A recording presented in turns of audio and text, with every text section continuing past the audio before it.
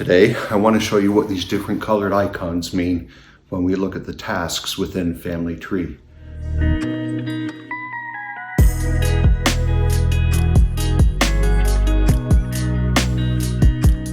Hello brothers and sisters, and welcome to another week of Bakersfield Fifth Ward tips for Temple and Family History work.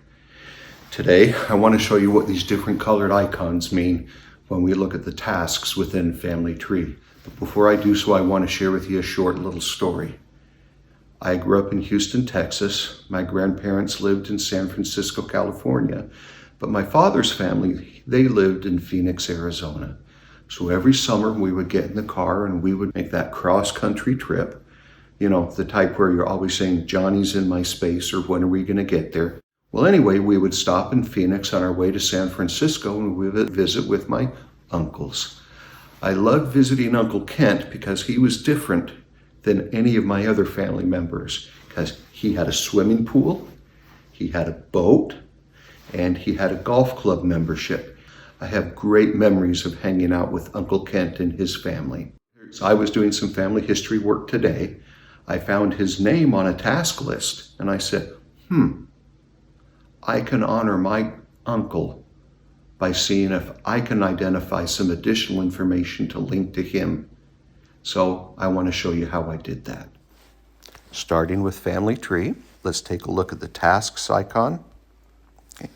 And a list of individuals is provided by FamilyTree that exist in my personal FamilyTree. There's some opportunities to do some family history work with. You'll find the individuals listed with icons by their names. These icons are color-coded. There's blue, there's yellow, and there's green. Well, what do they mean? Let's come up to the I button in the top right-hand corner, and a legend comes forward providing just a little bit of information. Blue means that there's a document that exists in FamilyTree that has my relative's name. But is it the same person? Because many people have the same name. Green, I showed you in the last video that there's information that exists that qualify that individual for temple work, but it may need to be completed and validated. And I showed how that worked last week. And then yellow, there's some more information that's needed to make the record complete. I'll demonstrate that in a later video. Well, let's come back to my Uncle Kent. It's got that blue icon. We touch the blue icon, and here is a record opportunity that the church has from a census in 1950. It shows where he was born and the household members, and that is correct. I know those three individuals. Those are my cousins, and I know that that is my uncle. So I want to say, yes, let's compare that with what exists. On the left is what the census record has.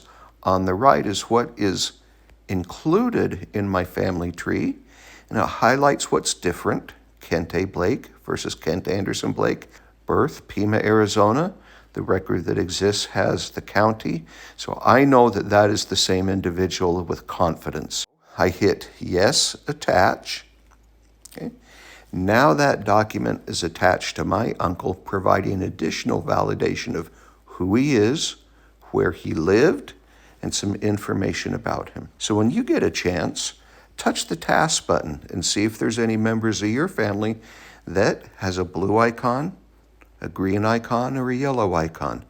It was so easy because FamilyTree did the work for me, finding records and allowing me to validate that record and attach to my ancestor.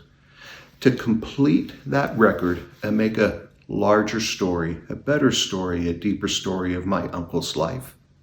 It was so easy, even I did it. We'll see you next week.